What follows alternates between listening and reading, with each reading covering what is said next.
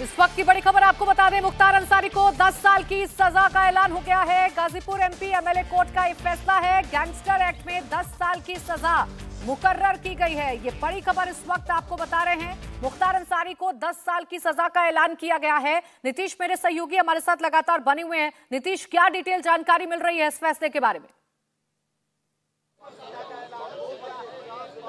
देखिए, अभी जो जानकारी आई है कि मुख्तार अंसारी को 10 साल की सजा और 5 लाख का जुर्माना उन पर लगाया गया है और अफजाल अंसारी पर 2 बजे के बाद फैसला आएगा। तो मुख्तार अंसारी पर फैसला आ चुका है, वो दोषी करार दिए गए हैं, उनको सजा भी मुकर्रर कर दी गई है।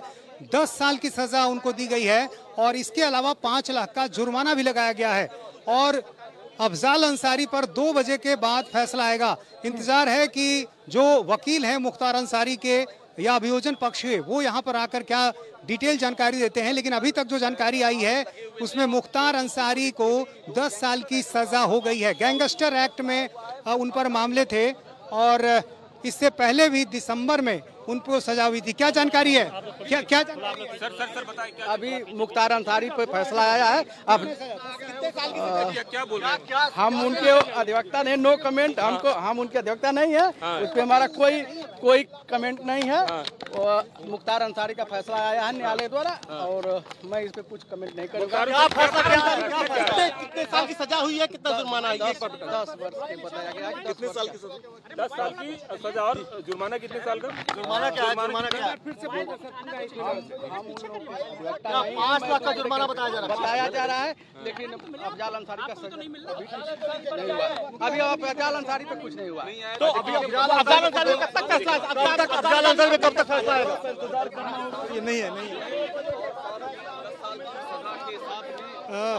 कोर्ट के अंदर से जो एक वकील आए हैं, हालांकि वो मुख्तार अंसारी के वकील नहीं हैं, लेकिन उन्होंने जानकारी दी है कि 10 साल की सजा हुई है और 5 लाख का जुर्माना हुआ है। और देखिए, ये उम्मीद की भी जा रही थी क्योंकि मुख्तार अंसारी पर 2 मुकदमों के आधार पर गैंगस्टर एक्ट लगाया गया था। कृष्णनंदन राय जो बीजेपी के विधायक थे, उनकी हत्या के अलावा वाराणसी के नंदकिशोर रुंगटा के अपहरण का मामला था, हत्या का मामला था। तो 2 मुकदमे थे उन पर और दिसंबर 2022 में एक दूसरे गैंगस्टर मामले में 10 साल की सजा मुख्तार अंसारी को हुई थी। तो बहुत संभावना इस बात की जताई जा रही थी कि मुख्तार अंसारी को मैक्सिमम पनिशमेंट जो गैंगस्टर एक्ट में है 10 साल की सजा का प्रावधान वो दिया जाएगा। तो वीडियो कॉन्फ्रेंसिंग के जरिए मुख्तार अंसारी जुड़े थे बांदा जेल से, उसमें फैसला आ गया है। इंतजार है कि अब अफजाल अंसारी पर क्या फैसला आता है। बिल्कुल, देखिए अफजाल अंसारी पर क्या फैसला आता है, क्योंकि सबकी निगाहें इस बात पर हैं कि 2 साल से ज्यादा की सजा अगर होती है तो फिर अफजाल अंसारी की जो सदस्यता है संसद की वो भी जा सकती है। नीतीश, लेकिन अगर इस मामले की हम बात करें, चूंकि ये एक ऐसा बड़ा मामला था जिसके बाद कानून व्यवस्था पर सवाल खड़े हुए थे और दोनों भाइयों का जो खौफ था वो खुलकर सबके सामने आ गया था जब कृष्णानंद राय की हत्या की गई थी। इस मामले में क्या क्या डेवलपमेंट हुए, किस तरीके से मुश्किलें जो हैं मुख्तार अंसारी की बढ़ती चली गई? देखिए, 2005 का मामला था। बीजेपी के विधायक कृष्णनंदन राय एक कार्यक्रम में गए हुए थे, वहां पर काफ़ी गोलियां चली, सैकड़ों राउंड गोलियां कही जाती हैं चली और उनके बेटे पीयूष राय ने मुझे बताया था कि पिताजी के शरीर से करीब 67 गोलियां निकाली गई थी। तो आप समझ सकते हैं कि कितने बड़े पैमाने पर इस हत्याकांड को अंजाम दिया गया था और कृष्णनंदन राय समेत 7 लोगों की हत्या की गई थी। उसके बाद से कानूनी लड़ाई जो है लंबे समय तक चलती रही। सीबीआई जांच हुई, सीबीआई ने पूरे मामले की जांच की।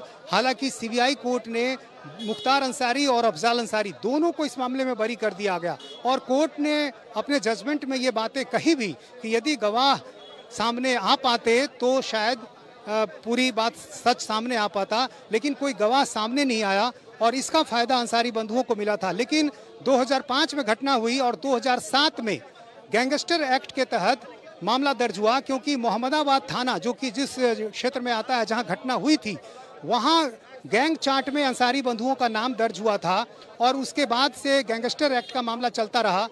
सितंबर 2022 में आरोप तय हुआ, फिर जनवरी 2023 में अभियोजन पक्ष की तरफ से जो है वो बयान दर्ज हुए।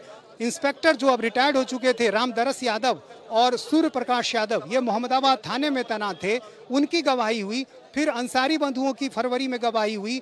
फिर जो बहस पर सुनवाई हुई वो अप्रैल में खत्म हुई। उसके बाद 2 अप्रैल को कोर्ट ने जो है फैसला सुरक्षित रख लिया। फिर 15 अप्रैल को बाद कई फैसला आना था, लेकिन जज उस दिन अनुपस्थित थे। उसके बाद आज फैसले की तारीख आई। तो एक लंबा वक्त 2005 से लेकर यदि आज तक का आप सफ़र देखें और 2007 से गैंगस्टर एक्ट की बात यदि देखें तो करीब 15-16 साल का जो लंबा सफ़र है वो आज पूरा हुआ है। और उस मामले में मुख्तार अंसारी को 10 साल की सज़ा हुई है। लेकिन अफजाल अंसारी पर क्या होता है, सबकी नज़र इस बात पर है क्योंकि अफजाल अंसारी MP हैं, मेंबर ऑफ पार्लियामेंट हैं, और ऐसे में यदि उनको सज़ा होती है या वो दोषी भी करार दिए जाते हैं तो उनकी संसद की सदस्यता खतरे में पड़ सकती है, क्योंकि गैंगस्टर एक्ट में कम से कम 2 साल की सज़ा का प्रावधान है।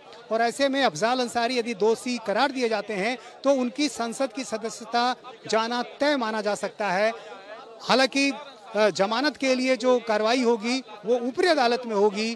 गैंगस्टर एक्ट की जो धाराएं हैं उसके वजह से जो निचली अदालत है, जो सेशन कोर्ट है, वहां जमानत के लिए याचिका नहीं दाखिल की जा सकती है। तो ऐसे स्थिति में मेरी बात हुई थी उनके वकील लियाकत अली से, तो उनका कहना था कि यदि सजा होती है तो अपील के साथ साथ ऊपरी अदालत में वो जमानत के लिए भी याचिका दायर करेंगे। तो जाहिर उसमें वक्त लगेगा, लेकिन देखना ये है कि पहले फैसला क्या आता है, क्या वो बरी भी होते हैं या फिर उनको सजा होती है। तो फिलहाल अभी कोर्ट के बाहर में काफ़ी गहमा गहमी, चूँकि सबको इस बात का इंतजार था लंबे समय से कि क्या फैसला आता है। और जो फैसला आया है उसमें मुख्तार अंसारी के लिए एक और मुश्किल, 44 साल से मुख्तार अंसारी के खिलाफ मुकदमे चल रहे हैं। इंडिया टीवी हर वक्त हर जगह डाउनलोड करने के लिए सर्च करें India TV news Google play store या ऐप स्टोर पर।